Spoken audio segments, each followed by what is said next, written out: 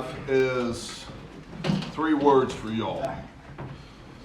And they are headship, leadership, and stewardship. And we're going to discuss some biblical examples of headship, leadership, and stewardship.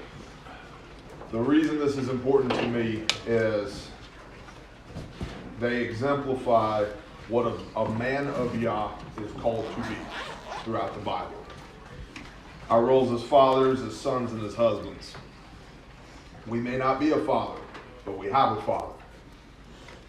All of us are a son to somebody. We all came from somewhere. And even if that physical relationship is damaged, we're still a son of the Most High, right? We may have sons of our own, right? And some of us are married, some of us are not married, some of us have been married but are not married now. So husband status may vary physically here, but spiritually, it's a very strange concept, but we as men are the bride of Messiah. Okay? So our roles as fathers, sons, and husbands, regardless of where we might find ourselves physically, all of that is applicable spiritually to us in our walk with Yeshua daily back to Yah. Is everybody tracking on that? Okay. So, if you think about, and I do have some notes, and they're scribbled on here, so forgive me if I can't read my own handwriting.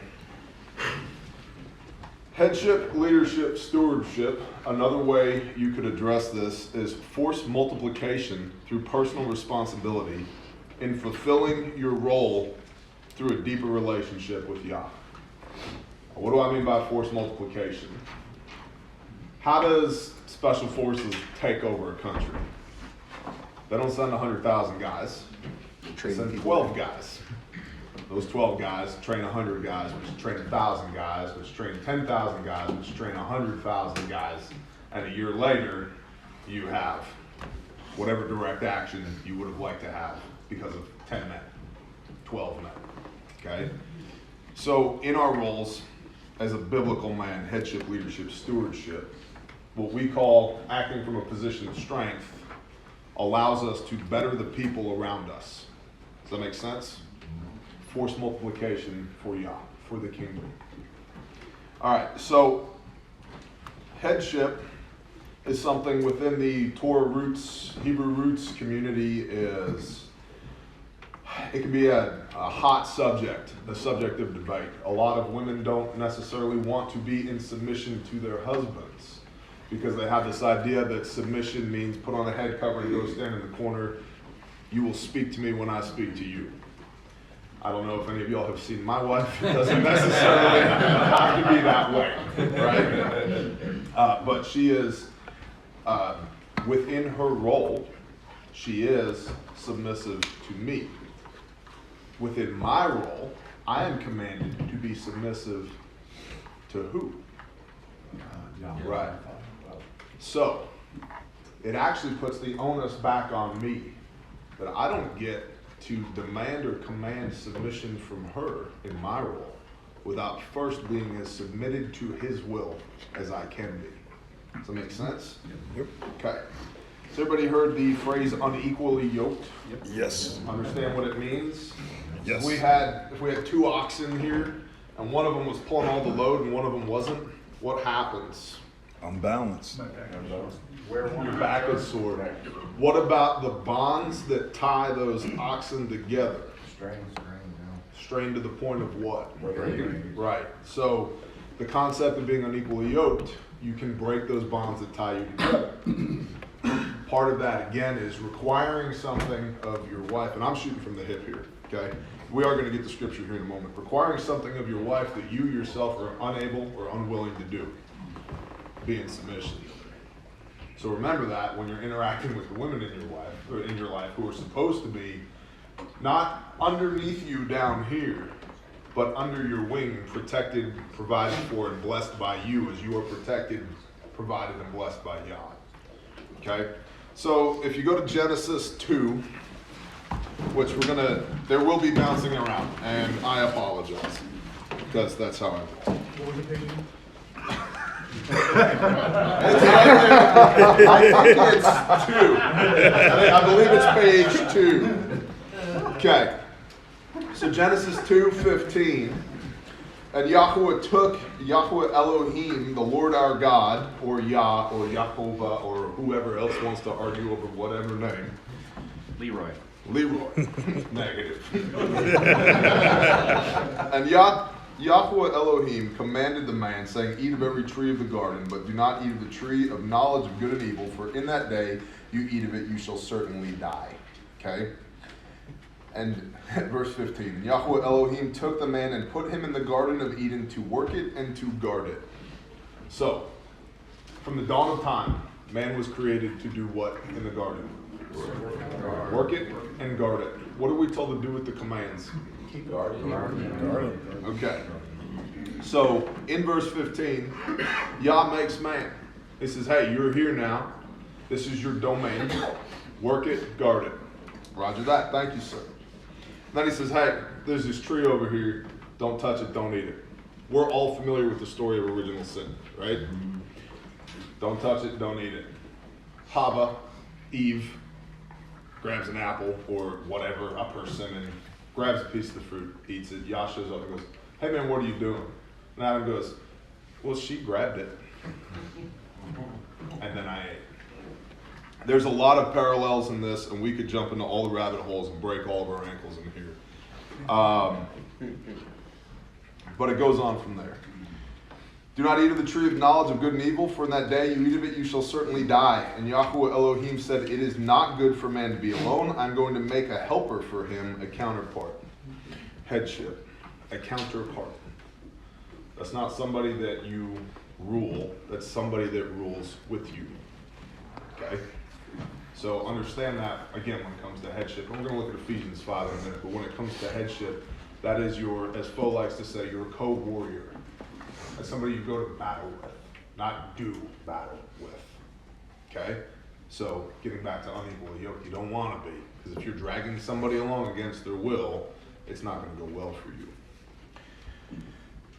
And from the ground, Yahweh Elohim formed every beast of the field and every bird of the heavens and brought them to the man to see what he would call them. And whatever the man called each living being, that was his name, its name. So the man gave names to all the livestock, to the birds of the heavens, and to every beast of the field. But for the man there was not found a helper for him as his counterpart. So Yahweh Elohim caused a deep sleep to fall on the man, and he slept, and he took off one of his ribs, closed up the flesh in its place. And the rib which Yahweh Elohim had taken from the man, he made into a woman, and he brought her to the man. And the man said, this is now bone of my bones and flesh of my flesh. This one is called woman because she was taken out of man. For this cause a man shall leave his father and mother and cleave to his wife, and they shall become one flesh. And they were both naked, the man and his wife, and yet they were not ashamed. Sin had not yet entered into the equation, right? It's interesting here to understand the concept of original sin. And again, I'm shooting from the hip. Yah told them don't do this, and then they did it. So he commanded them to what? Not eat it. And then they did what? The thing. And so sin is what? Lawlessness. Not doing what Yah told you to do. Yep. Or doing what he told you not to do. So, yet again, it reinforces the concept of 1 John 3 verse 4. Sin is lawlessness, and all who do sin do lawlessness. They were commanded, don't do this. And they said, yes, sir, you got it. And he walked away, and they go, we're going to eat that now. And then they did it. And they transgressed a direct command from Yah. That is sin. So, this is not a New Testament construct. This is not a Torah construct. This is way before Moses ever wrote the law down. Sin, the first sin, was doing the opposite of what Yah told them to do. Is everybody tracking on that? Yes. And then blaming it on your wife. That's not really very manly. There's no personal responsibility in that, right? She did it, I was just here. And it's interesting because it goes further from there. It says in Genesis 3, the Nahash, the enemy, deceived the woman, and they ate. I've talked about this on camera before. The woman is an allusion towards what in the Bible? The church. The enemy deceived the woman, and we ate. We've all been eating lies for years. From the dawn of time, the transgression of what Yah said to do, deceived a woman, and we've onboarded all this bullshit. And it's painful to unlearn the lies. But it gets us closer back to that garden where we were made in the first place. Right? To take that responsibility. Headship, leadership, stewardship. Does that make sense? All right, flip to Ephesians 5. That's towards the back end of the book. I kind of wish I had PowerPoint now, but I don't. Ephesians 5:22 through 33. It's page 1141. And this is speaking to women at this point. Wives, subject yourselves to your own husbands as to the master, because the husband is the head of the wife, as also Messiah is the head of the assembly, and he is Savior of the body. But as the assembly is subject to Messiah, so also let the wives be their own husbands, be to their own husbands in every respect. Husbands, love your wives as Messiah also did love the assembly and gave himself for it, in order to set it apart and cleanse it with the washing of the water by the word. There's that interesting word again. In order to present it to himself a splendid assembly, not having spot or wrinkle or any of this sort, but that it might be set apart and blameless. What does Luke 1 verse 6 say righteousness is? Walking in the commands of It might be without spot or blemish, like the Passover lamb, like Yeshua himself, and blameless. Blameless meaning that, hey, we're broken human beings. We're going to make mistakes, but we are doing our best to walk in what Yah commands us to do. Right? We're going to F it up. It's going to happen. Some of us today, me probably today, I'm going to make a mistake in the eyes of Yah. The concept of biblical grace, we were talking about this last night. Grace does come by the blood of Mashiach, right? By Yeshua, by Jesus the Christ. But it is not a blanket thing that we all live under now. Grace is, biblically speaking, what fills the gap in between you in your human state and being able to do what Yah commands you to do and the perfection of Yah. Grace is Messiah. He is the intercessor. We can't come into the presence of Yah without Messiah, right? Sin cannot exist in the presence of Yah. Well, we're sinful. The grace exists when we are blamelessly walking to the best of our ability to do what Yah told us to do. Outside of that, you're just abusing it. And that's Hebrews 10:26. Okay, so grace fills the gap in between our ability to do what he says and what he says. But we don't abuse that. I just wanted to touch on that for a moment. All right. In order to set it apart and cleanse it with the washing of water by the word, in order to present it to himself a splendid assembly, not having spot or wrinkle or any of this sort, but that it might be set apart and blameless. In this way, husbands ought to love their own wives as their own bodies. He who loves his wife loves himself. This is almost like happy wife, happy life here. I'm just throwing that out there. For no one ever hated his own flesh, but feeds and cherishes it, as also the master does the assembly, because we are members of his body and his flesh and of his bones. For this cause a man shall leave his father and mother and be joined to his wife, and the two shall become one flesh. We just read that. This secret is great, but I speak concerning Messiah and the assembly. However, you too, everyone, let each one love his own wife as himself, and let the wife see that she fears her husband. This doesn't mean fear like don't go home and punch your old lady in the face kind of fear. It's the same fear that we have of Elohim, of understanding that there's an expectation of us and that we are to walk in that to the best of our ability. If we don't do that, and this is me speaking, not the Bible, if we don't do that, we should have zero expectation of our wives doing that. Right? Because headship is one of the things that the Father calls biblical men to do. We saw this in Genesis, to work it and guard it. Other translations have rule and subdue. Rule this place and subdue it. If you are not leaning into the opportunities that he gives you to work it and guard it, to rule and subdue it, what expectation do you have of everybody else who's around you to do those same things? Leaders lead by example, right? If If I'm like, hey, you know, we're going to go for a ruck march, and everybody throws their rucks on, and I walk a quarter mile with y'all, I'm like, later, what expectation should I have with y'all to finish the rest of the ruck march? None. So, leadership. Headship and leadership go hand in hand. Headship is between you and your wife.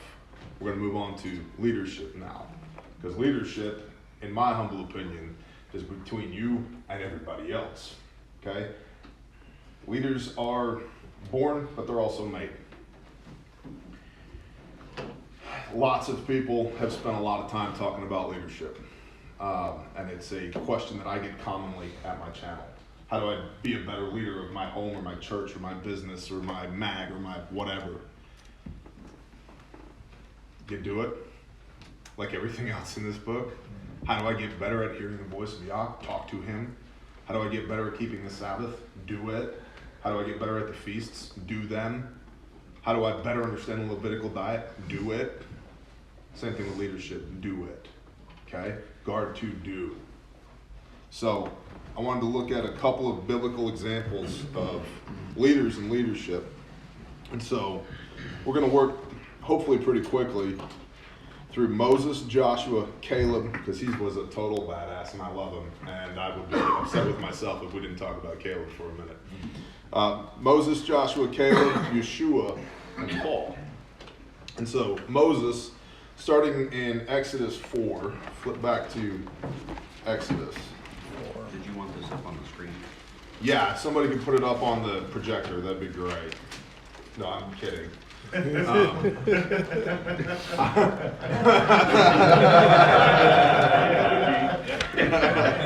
don't have a PowerPoint. Let's just Right in the middle of my Dudley's probably got one in his pocket. It's in that pouch on his Almost back. positive that he has a projector screen in his pocket. All right, so when we first meet Moses, Moshe, or Moishe, or whatever, he's kind of a wreck. Pastor Joe likes to say Moses was a guy with a speech impediment and anger management issues. And I think that's an accurate statement.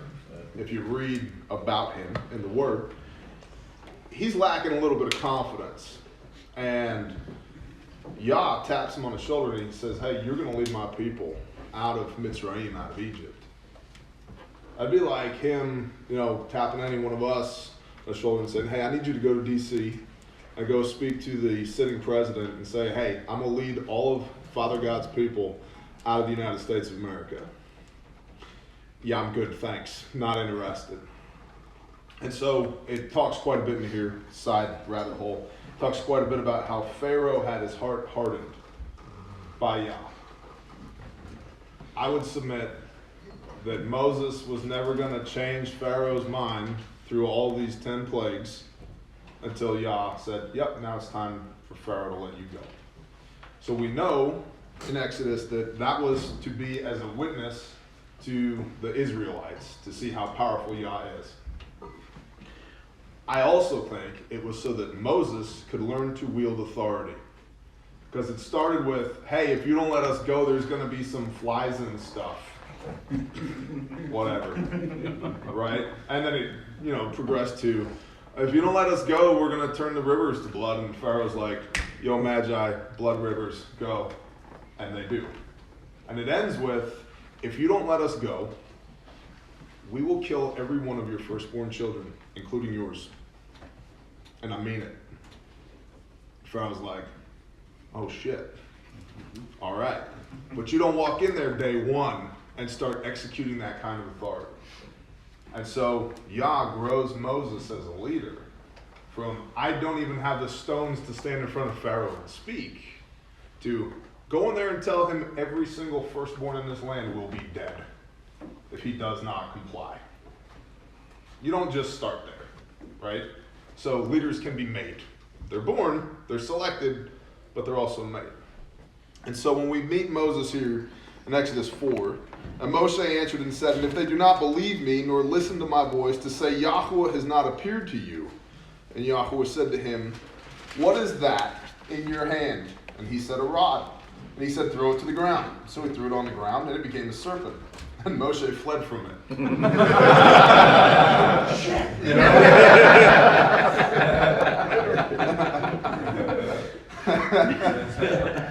And Yah said to Moshe, reach out your hand and seize it by the tail. And so he reached out his hand and took a hold of it, and it became a rod in his hand. So that they believed that Yahweh, Elohim of their fathers, the Elohim of Abraham, the Elohim of Isaac, and the Elohim of Jacob has appeared to you as a sign and a witness. Okay? And Yahweh said to him again, now put your hand to your bosom, to your chest. And he put his hand to his bosom, and when we took it out, see, his hand was leprous like snow. And he said, put your hand in your bosom again. And so he put his hand in his bosom again and drew it out of his bosom, and see, it was restored like his other flesh.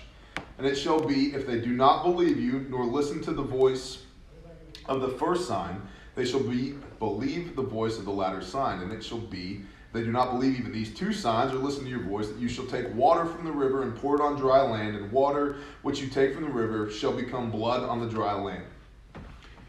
He's like, look, I'm going to show you how to reach these people. I'm going to give you some tools in your toolkit so that people believe. Signs and wonders. This is a repeating concept. And by the way, Moshe is an archetype of what is to come through Yeshua, through Joshua, Yeshua, the righteous men all throughout the Bible. I've heard it said in Christian church, no man is righteous, no, not one. That's completely taken out of context. None of us is perfectly righteous. But Yah walks with us and leads us in righteousness, right? So Moshe is an archetype of what is to come. So moving along. And Moshe said to Yah, O Yahweh, I am not a man of words, neither before nor since you have spoken to your servant, for I am slow of speech and slow of tongue. And Yahweh said to him, who has made man's mouth, or who makes dumb or deaf or seeing or blind? Is it not I, Yahweh? And now go, and I shall be with your mouth and teach you what to say. But he said, O Yahweh, please send by the hand of him whom you would send. He's like, man, don't send me. He's like, I know you just said you're going to give me the words, but don't send me, dude. I don't want to go. And the displeasure of Yahweh burned against Moshe. And he said, is not Aaron the Levite your brother? I know that he speaks well. And see, he is also coming out to meet you, and when he sees you, he shall be glad in his heart. And when you shall speak to him and put the words in his mouth, and I am with your mouth and with his mouth, and I shall teach you what to do. And I shall teach you what to do. And he shall speak for you to the people. And it shall be that he shall be a mouth for you, and you shall be an Elohim for him, or a mighty one for him. And take this rod in your hand, with which you shall do these signs. And Moshe went and returned to his stepfather, his father-in-law rather. So this is a concept as well. Leaders have people to delegate things to, but righteous men also have brothers to assist them in the mission that Yah has called them on, right? So when we meet Moshe, he can't speak. He doesn't want the job so much that Yah gets pissed at him, okay? Fast forward to Deuteronomy 31. There's nothing fast about this, is there? If y'all need to throw things at me, so I'll shut up, please do. Deuteronomy 31, verses 6 through 9. 31. Nobody else was there. So when it says that he fled from the stake, he had to tell someone that. Yes, that's true. That was a private meeting. Yeah, and he's the one who wrote this down, too. He put in there to tell us, yes, I ran from this. Yeah. At least he's honest. Little bitch. I've been given the power to turn water to blood. Yeah. All right, so Deuteronomy 31, 6 through 9. But you know what? We're just going to start at 31. And Moshe went and spoke these words to all of Israel. Now remember, when we meet him, he can't speak. So much so that Aaron has to come in and be his mouthpiece to the children of Israel. Okay? He hasn't even threatened Pharaoh with flies yet, let alone the death of the firstborn. And Yah continues to work with him and work with him and work with him. And now they're standing on the precipice of going into the promised land. And he's like, and Deuteronomy is the second telling. He's like, y'all listen up. I got to tell you some stuff again to make sure you understand it. Okay? So that's the context. And Moshe went and spoke these words to all Israel, and he said to them, I am 120 years old today. I'm no longer able to go out and come in. And Yahweh has said to me, you do not pass over this Jordan, the river. Yahweh, your Elohim himself, is passing over before you. He shall destroy these nations from before you, and you possess them. Yehoshua, Joshua himself, is passing over before you, as Yahweh has spoken. And Yahweh shall do to them as he did to Sihon and Og, the kings of the Amorites, and their land when he destroyed them. And Og was a freaking giant, Og of Bashan, right? He was significantly taller than this room. Confidence building, right? And Yahweh shall give them over to you, and you shall do to them according to all the command which I have commanded you. Be strong and courageous. People love to pull this out of context in Joshua 1, which we'll see in a moment. Be strong and courageous. Do not fear, nor be afraid of them. For it is Yahweh your Elohim who is going with you. He does not fail you or forsake you. And Moshe called to Joshua and said to him, before the eyes of all Israel, be strong and courageous, for you are going with this people to the land which Yahweh has sworn to their fathers to give them, and you are to let them inherit it. And it is Yahweh who is going before you. He himself is with you. He does not fail you nor forsake you. Do not fear nor be discouraged. And Moshe wrote this Torah and gave it to the priests, the sons of Levi, who bore the ark of the covenant of Yah, and to all the elders of Israel. A little passing of the torch here. It's a leadership principle as well. My time is over. It's your time. Right? But he makes sure in front of all of his people, a reminder, guard and do. Here's a copy of the Torah, by the way. Right? And Joshua's the guy now. And Joshua, this is some scary stuff. But Yahweh, our Elohim, is with you. Don't forget it. Be strong and courageous. Now, the first thing Joshua does when he takes over leadership from Moshe, it's in Joshua 1, which is where we are next, 5 through 9.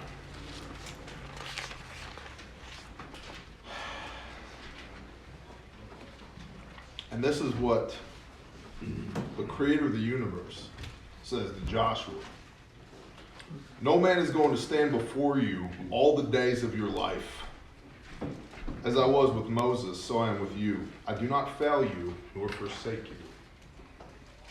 What a confidence builder. I got you.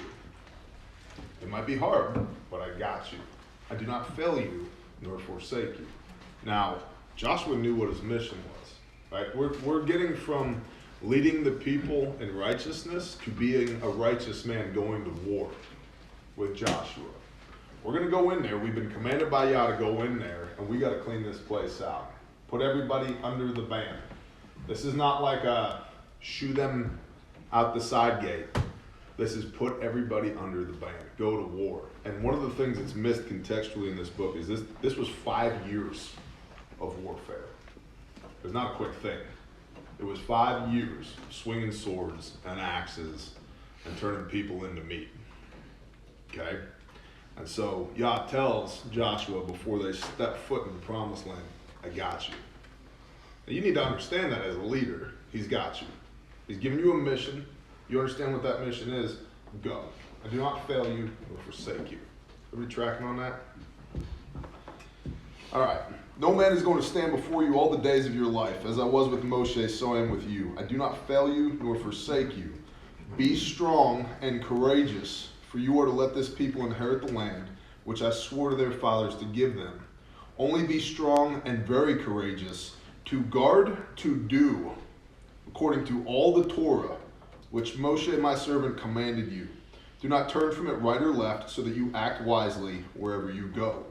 Do not let this book of the Torah depart from your mouth, but you shall meditate on it day and night, so that you guard to do according to all that is written in it.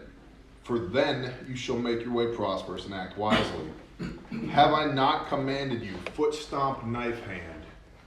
I will tell you again, have I not commanded you, be strong and courageous. Do not be afraid, nor be discouraged, for Yahweh your Elohim is with you wherever you go. Is there a more powerful statement? I don't think there is. but it's conditional.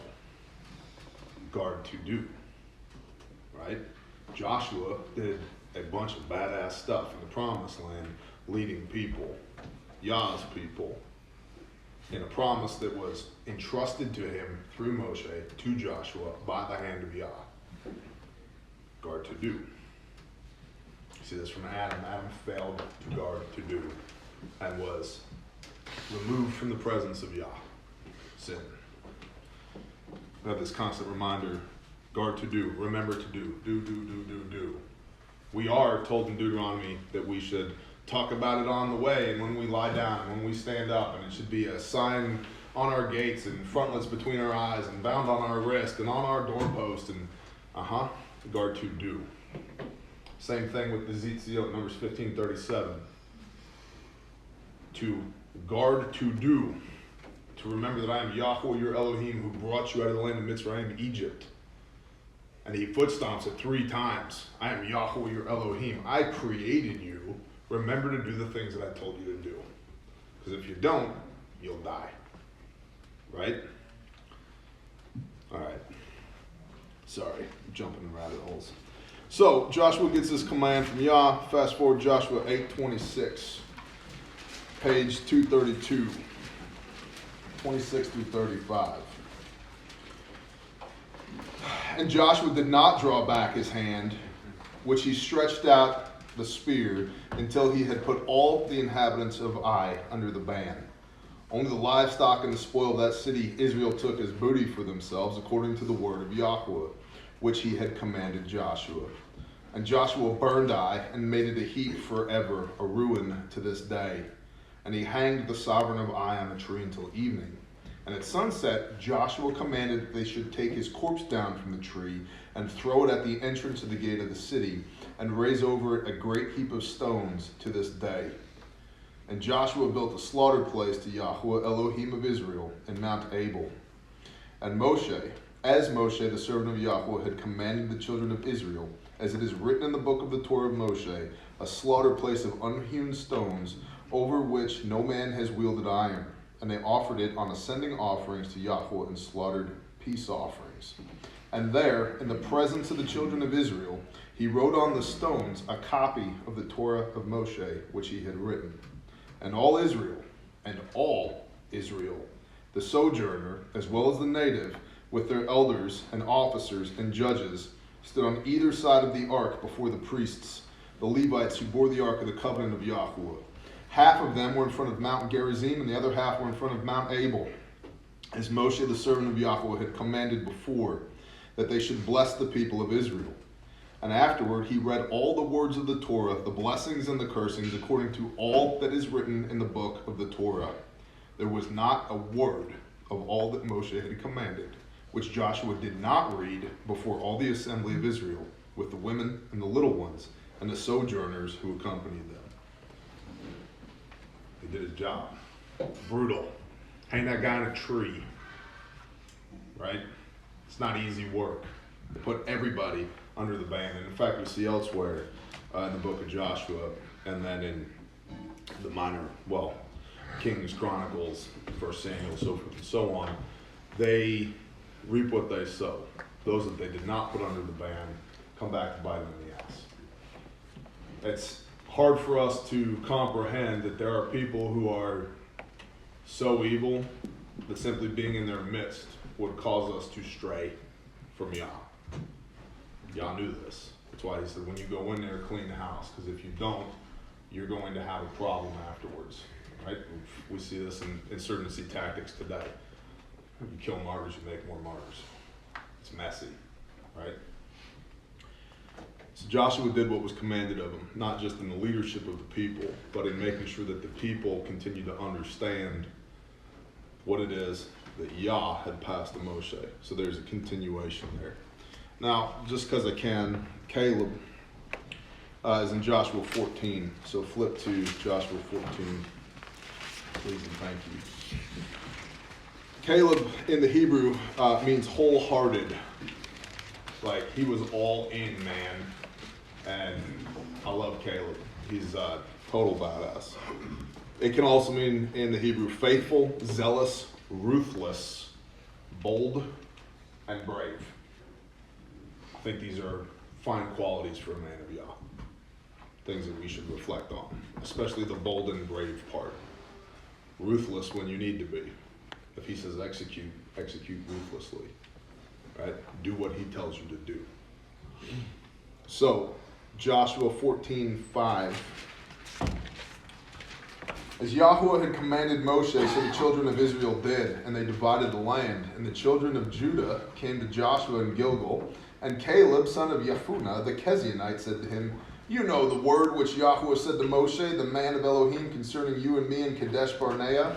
I was 40 years old when Moshe, the servant of Yah, sent me from Kadesh Barnea to spy out the land, and I brought back word to him as it was in my heart.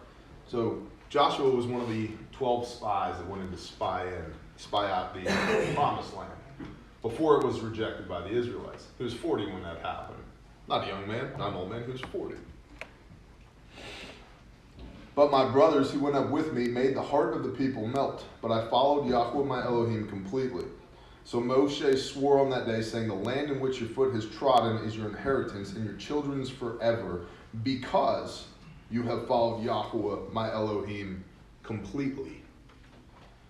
And now, see, Yahweh has kept me alive, and he has said these 45 years since Yahweh spoke this word to Moshe. 40 years of wandering in the wilderness, 5 years of open warfare.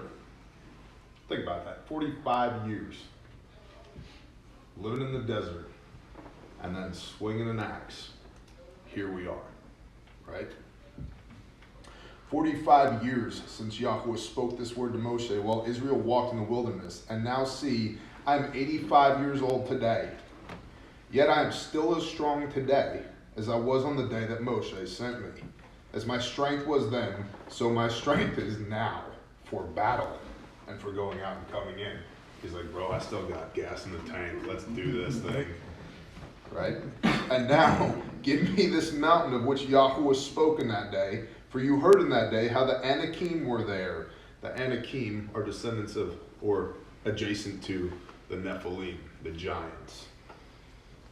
For you heard in that day how the Anakim were there, and that the cities were great and walled. If Yahweh is with me, then I shall dispossess them, as Yahweh said. And Joshua blessed him and gave Hebron to Caleb, the son of Yefuneh, as an inheritance.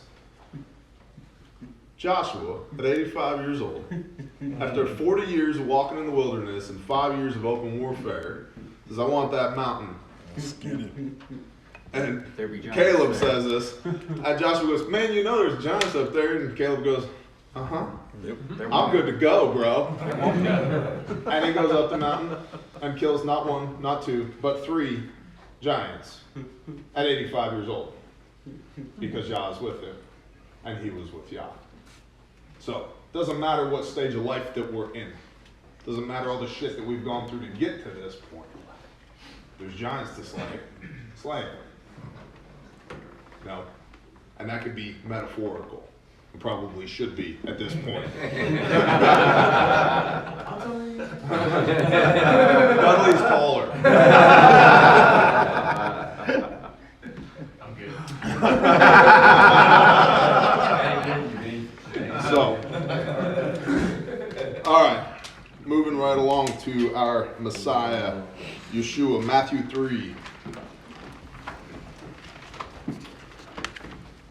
And I'm trying to cook along. I know that we're tight on time. So, Matthew 3:13 is what we're looking for here. Matthew 3, verse 13, page 921. Then Yeshua came from Galilee to Yochanan, to John at the Jordan, to be immersed or baptized by him. But John was hindering him, saying, I need to be immersed by you. I need to be baptized by you. And you come to me. He's like, you're the Savior of the world. You want me to baptize you? He's like, buddy, I know that you're the guy, but isn't this backwards? Like, and this is, remember that the Pharisees are looking for Messiah at this point. The Pharisees, Sadducees, scribes, and high priests are out there asking people questions. They've come to John and go, you sure seem like the guy. Are you sure you're not the guy? And he's like, man, I'm just the guy screaming in the wilderness about the guy. I don't even want to touch the sandal of the guy when he gets here. They're like, we don't know. You sure seem like the guy. So, Yeshua comes to John and he's like, bro, baptize me. And John kind of does one of these. What do you mean, baptize me? You're the guy. Right? But Yeshua answering said to him, permit it now, for thus it is fitting for us to fill all righteousness. There's that word again. Then he permitted him. And having been immersed, Yeshua went up immediately from the water, and see the heavens were opened, and he saw the Spirit of Elohim descending like a dove and coming upon him, and see a voice out of the heavens saying, this is my Son, the beloved, in whom I delight. Now, traditionally speaking, this is where we see the beginning of Yeshua's ministry, right? After he's baptized by John, the Spirit descends on him like a dove, and he starts doing awesome things in the name of Yah. Think about what he's going to go through, though. Just like Joshua was told, I will be with you, fear nothing. Yeshua hears literally the voice of Yah, as do all the witnesses who are there. This is my Son, my beloved, in whom I delight. What a powerful thing to hear from a father, right? And I would submit he needed to know that because he was fixing to go through some shit, okay? So, fast forward, Luke 23.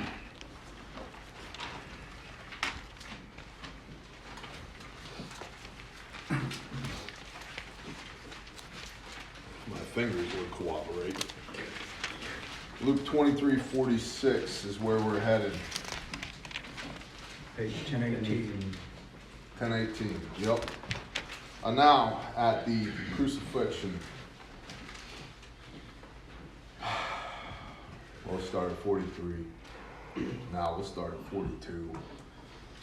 And he said to Yeshua, Master, remember me when you come into your kingdom. And Yeshua said to him, truly I say to you today, you shall be with me in paradise. And it was now about the 6th hour, and darkness came over all the land until the 9th hour. And the sun was dark, and in the veil of the dwelling place was torn in two. And Yeshua, crying out with a loud voice, Yeshua said, Father, into your hands I commit my spirit. And having said this, he breathed his last.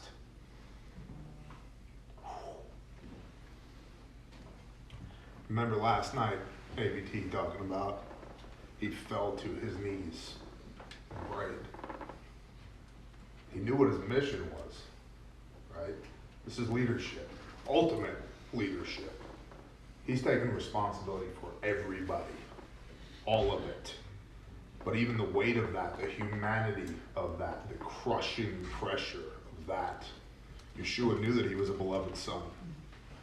Everybody who witnessed that knew that he was the beloved son.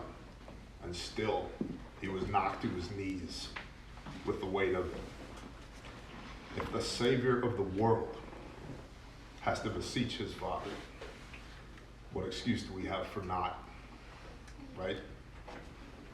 So, I don't know, that's powerful stuff to me. He knew what he was created for. He knew the ramifications, the implications of his actions. Eternal. They span across all time.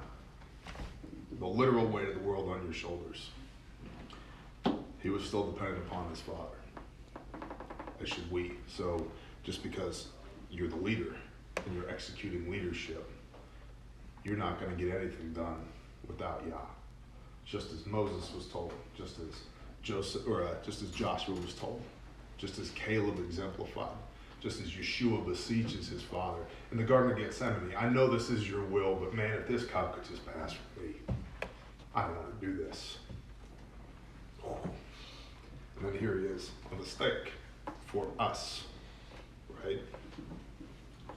True leadership by example, that he would wash us clean of our uncleanliness, of our sin, of our transgression, so that we might come into the presence of the Father. There is nothing greater than that in all time. Agree? Agreed. All right.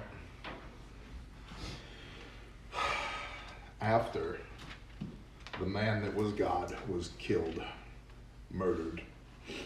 We see him again in Luke 24, verse 15. And this is really cool. So, he's been crucified, he's been put in the tomb.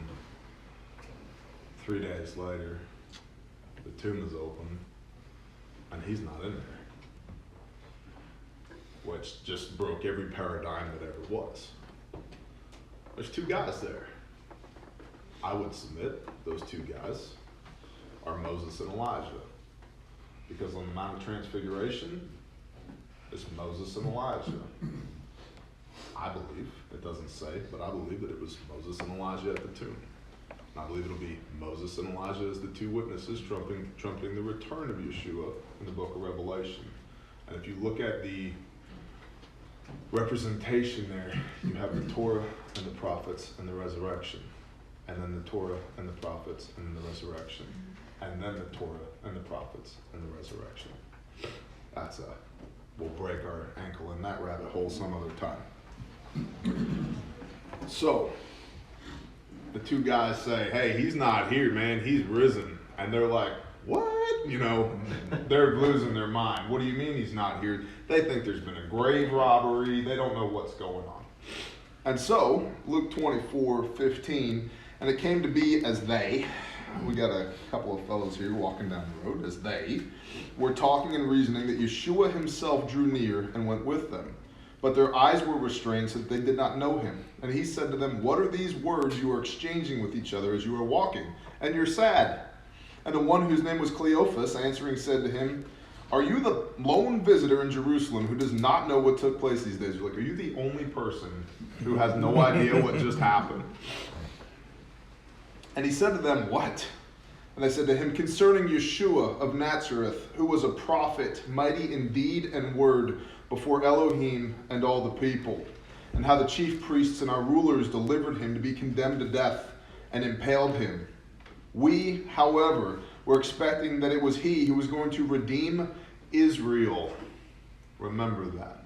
Redeem Israel, which is not a nation state or a people group or an inheritance. It is Genesis 32. Those who are striving with Elohim, those who have overcome with Elohim, and those who are ruling with Elohim. That is the biblical definition of Israel. It is now, because of Yeshua, a heart condition. We are saved by his blood and we acknowledge him as Messiah. We are Israel. Just like we read in Revelation yesterday. You got the nations and Israel. You don't want to be the nations. Bird food. Bad news. Right? Bad news. You want to be Israel. The good news, literally the good news, the gospel, the good news is we can be.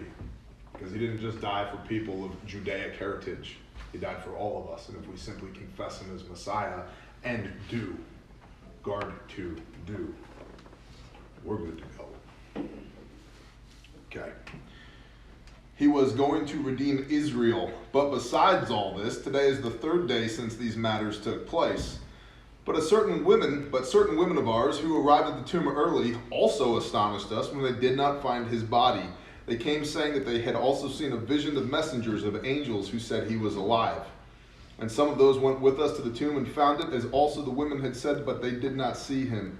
And he said to them, this is Yeshua speaking, O thoughtless ones and slow of heart to believe in all that the prophets have spoken. Was it not necessary for the Messiah to suffer these and to enter into his esteem and to his glory? And beginning at Moshe and all the prophets, he was explaining to them in all the scriptures the matters concerning himself. And we could go on from here quite a bit, and we won't because of time. But it says in 45, then he opened their minds to the understanding the scriptures.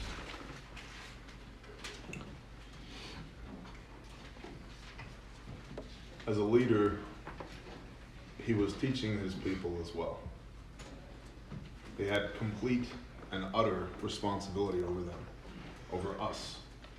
And he was teaching them then in the real world, in real time.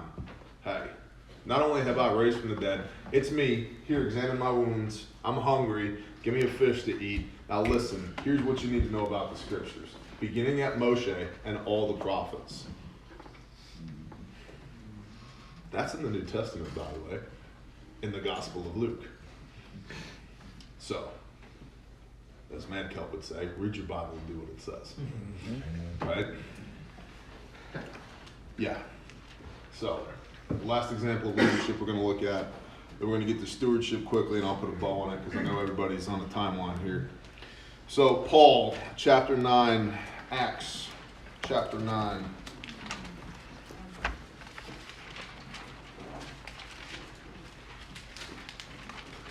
And forgive me because I could do this all day, and I kind of want to, but I know everybody's on the timeline, so I'm doing my best. I'll have a PowerPoint next year, okay?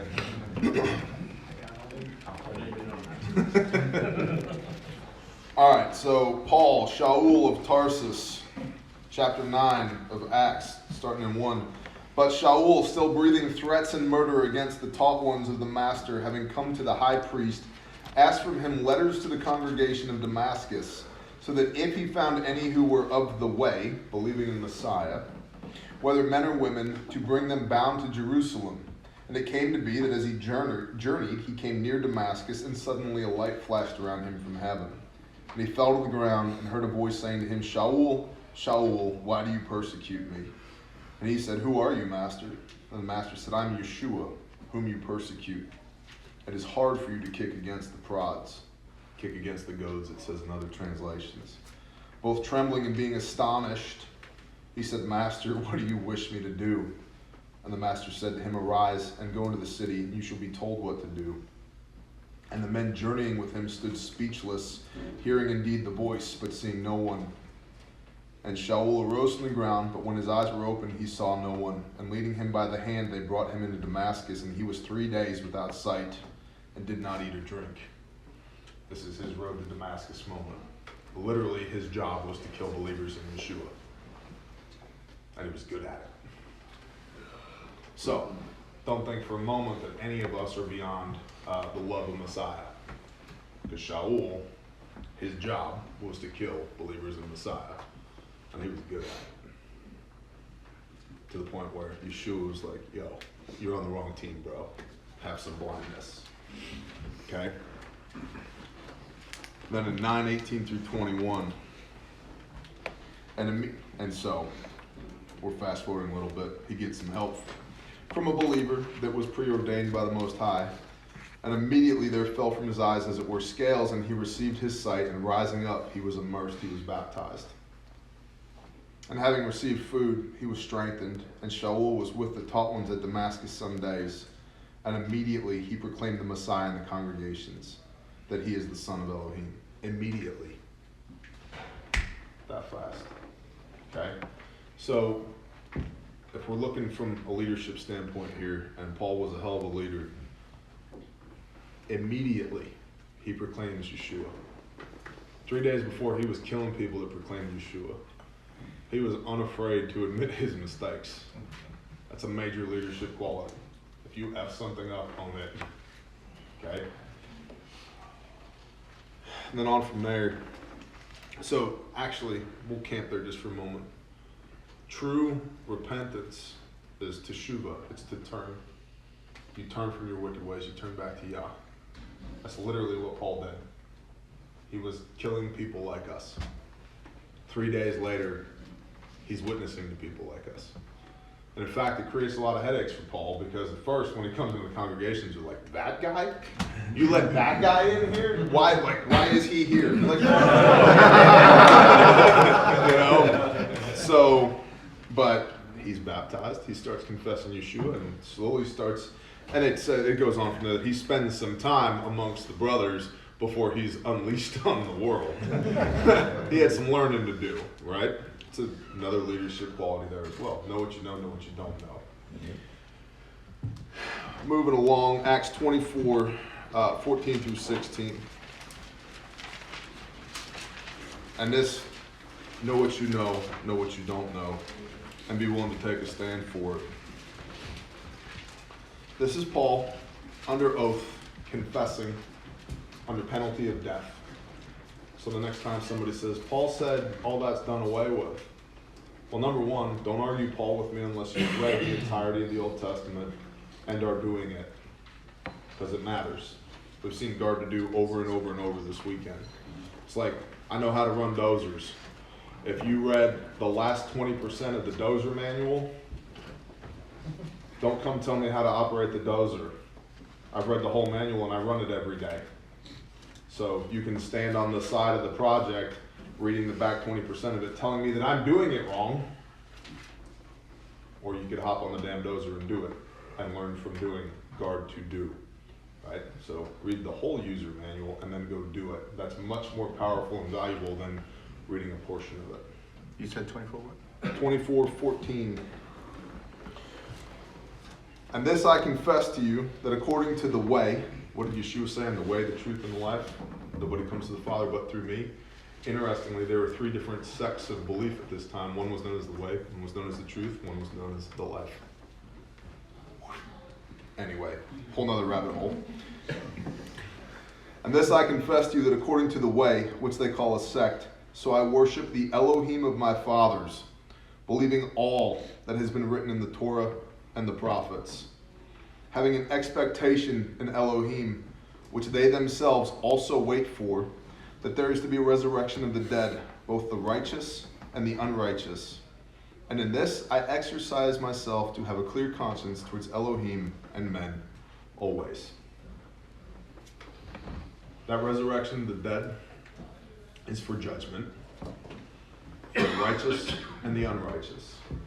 The righteous is Israel. The unrighteous is the nations. You're either wearing a white robe, marching into battle with Yeshua in Revelation 19, or you're bird food. Truth. Biblical truth. It's one or the other. There's no gray area. And Shaul, Paul, under penalty of death, testifies. Essentially, I believe in the Torah, the prophets, and the resurrection. I have an expectation, just as my fathers who went before me did, by trusting in Elohim, that there will be a resurrection of the righteous and the unrighteous. He knew what he believed. He was willing to be killed for it. He had killed lots of people for the very same thing. Several that we know of through the Bible, and then there's whispers and rumors of many more. That was his job. That's what he did. Right, so it's like, if we knew that Matt had made 4 cups of coffee, we could guess that he's probably made 4,000 cups of coffee, right? So, Torah, prophets, resurrection, leadership skills, know what to stand for. So, briefly before we get to stewardship, Yah grows us in our responsibilities, right? He who can be trusted with little can be trusted with much. This is a biblical concept. Start where you're at. I don't know how many people have said to me, Bear, I need to buy 800 acres to start a homestead. No, you don't. I was not allowed to buy the few that I have before I started taking stewardship over the third of an acre that I had in North Texas. He grows us in our responsibilities. I've told many of y'all here, when I first came to Torah, it was the most alone I've ever been in my life. I had no one. He grows us in our responsibilities. Okay. Brothers are needed throughout the journey. Now you're stuck with us. Now you I know. can't I'm get away aware. with it. I'm aware. Duct tape is sticky. So, in all these instances, Moses has his little brother. Joshua's got Caleb. Caleb's got Joshua. Yeshua has his apostles. And when the apostles aren't cutting it, he's got Moshe and Elijah. Right?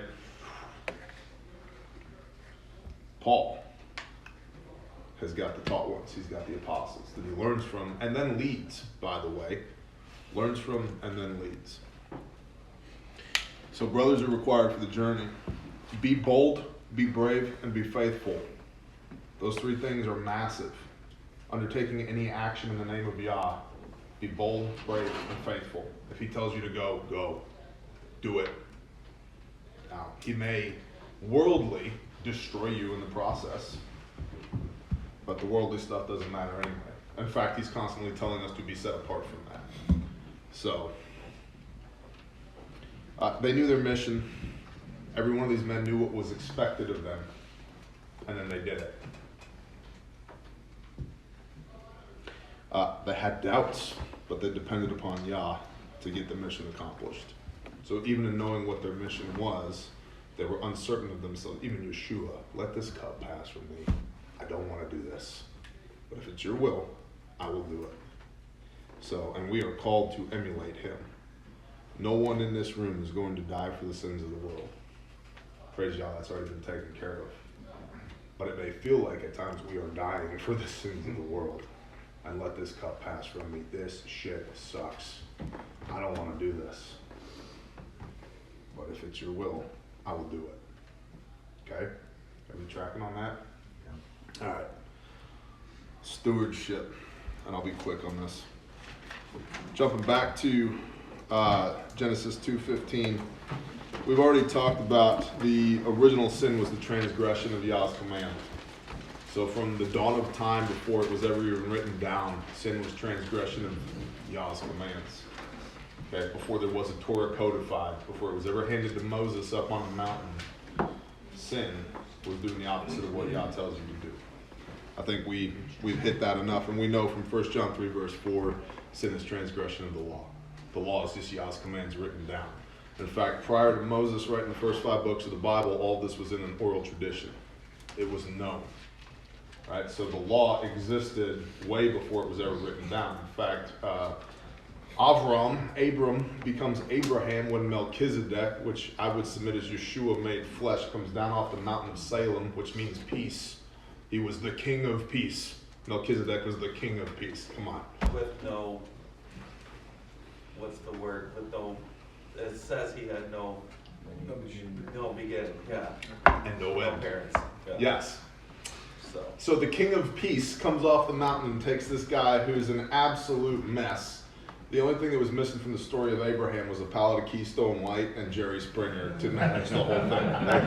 His life was a mess, right? An absolute mess. And the law had not been codified yet. And somebody abducted Lot. And Abram kind of finally gets his life pointed at least in a direction. And he goes, we're not going to stand for this. And 318 men of his own house gather weapons, which there's a lesson in that. Nobody here has 318 men in their own house. Can you imagine? We got 50 here this weekend. 6.5 times what's here this weekend in your own house. That's incredible. If Oki's cooking, Yeah. Well, we'll bring more. If he fries it, they will come.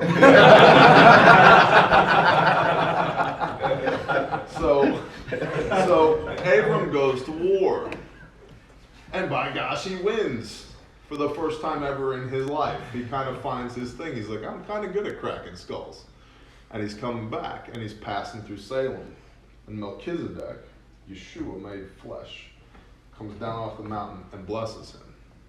The he goes from Avram to Avraham, is the word.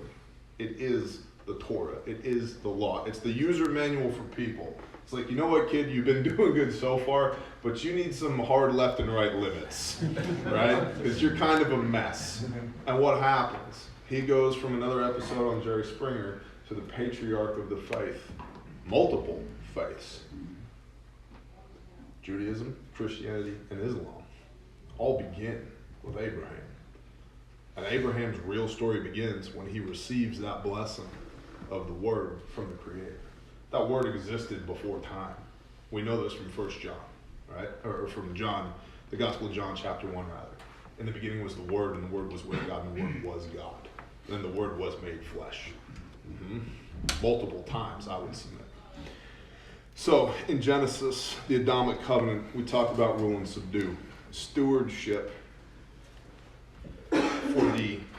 when man was created, the concept of man was to rule and subdue, to guard and to do the work. We messed that up because we didn't listen to the Father. Right? We meaning Adam, who was our all great whatever granddaddy back in the day. Adam messed it up, and he messed it up because Eve messed it up, and he didn't take any responsibility for Eve. And we're not even going to begin to jump into that rabbit hole because entire libraries have been written on the subject. But the intent of man from jump, created by Yah, was to rule and subdue this place here. Now, we're not in the garden anymore. We're in the wilderness now. By the sweat of your brow and the blood of your hands, you will earn your dinner now. But every one of us is trying to get back into that garden, back into the presence of Yah.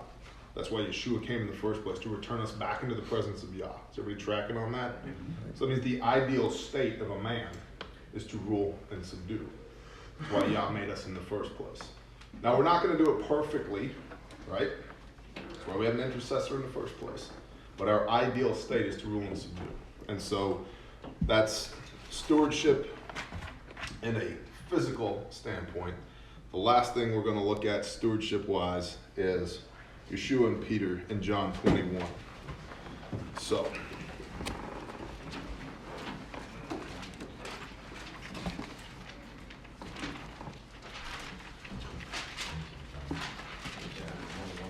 John 21, verses 15 through 17.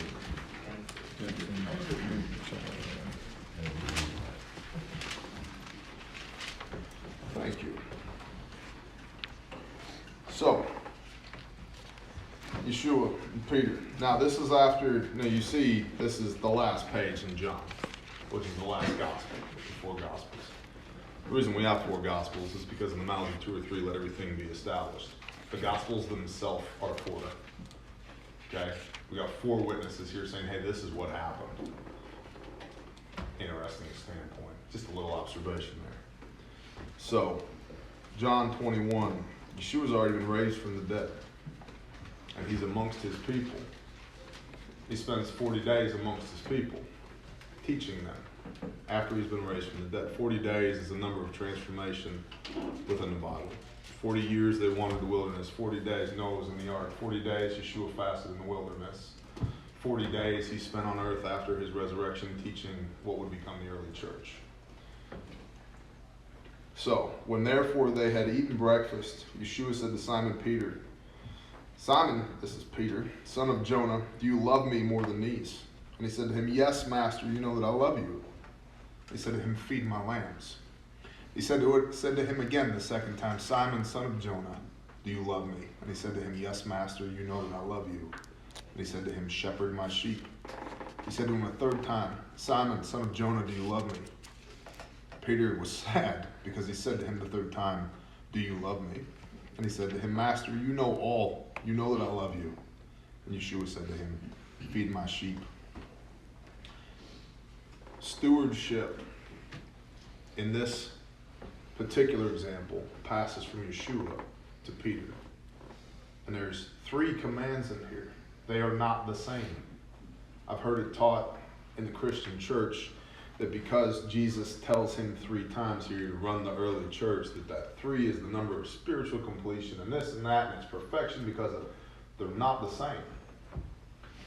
The first thing he says is, feed my lambs. Every one of us here at some point was being fed milk in the church. And there's a place for milk in the church, as much as I have railed against it in my life. Now, I own sheep. I know many other people here own sheep, or have had sheep in the past, or animals in general. I can't feed a lamb hay or grain. It'll bloat and die. It's too much. It's not capable of eating it. It will kill it, right? It's got to have milk to get started, to get its legs underneath it, to grow strong, to grow up to where it can eat the grain, the hay, to eat the meat, as some would call it. So the first command is, feed my lambs. Raise up my lambs. Get people to this point. The next is, shepherd my flock. We are a flock, right? Flocks require shepherds. Jeremiah 3:15 says, I shall raise up shepherds over you after my own heart. not to be a head over you, for you are all, should all be heads over your own households. Not to execute any authority over you, but because we all require shepherding, right? We have to be pointed back to Yeshua. Half of his damn parables are about sheep. I am the good shepherd. I am the gate into the pasture. And anybody who comes in who's not me, blah, blah, blah, blah, blah, right? We just covered this in John in our Bible study. I think it's John chapter 10. The flock has to be shepherded. Because we'll get out of line. We'll do stupid stuff. We'll stick our head through the fence. We will break our legs, right? Things happen when you have a flock. A shepherd is required. Not to rule the sheep, but just to keep them in line, keep them pointing in the right direction. And then it says, feed my sheep. Sheep don't eat what lambs eat. Sheep will starve to death on milk. I think many of us in this room have felt like we were starving to death on the milk. Good save, Dr. Trevor. Which led us back to eating from this word, to get into the meat of the issue, not just the milk. And so, when we look at stewardship, it's not just the physical stewardship to rule and subdue the earth, but it's the stewardship of the lambs, the flock, and the feeding of the flock as well. There's an actual commission from Yeshua to do that. Is everybody tracking on that? Okay. So, we know from 1 Peter 2:21 that we are called to walk in Messiah's steps, to do what he did. Right? For this you were called, and Messiah has suffered for our sins, that we might walk in his steps, do what he did. For in him there is no sin. We know what sin is. And no deceit was found in his mouth. He did not tell a lie. And not just like some George Washington stuff, like there's a command in the Torah you do not add or take away from. He did none of that. It goes on from there that being reviled, being hated, he did not revile in return, but committed himself to him who judges righteously.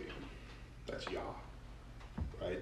Who hung upon the timber for our sins, for our transgressions. For we were dead to our sins, our lawlessness, so that we might live unto righteousness. Blamelessly walking in the commands of Yah, doing the best that we freaking can to do what he's told us to do. For we were like sheep who had gone astray, but are now returned to the shepherd and overseer of our souls. Right? We are blatantly told in the New Testament to walk the way that Yeshua walked. And so, my encouragement to y'all would be to read all of Deuteronomy 30 at some point, unless you're kosher, Dad, because you've read it 16 times already today.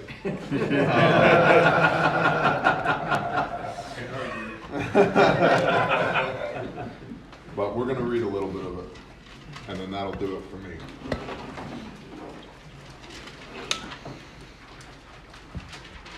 Hell, we might read all of it. We'll see.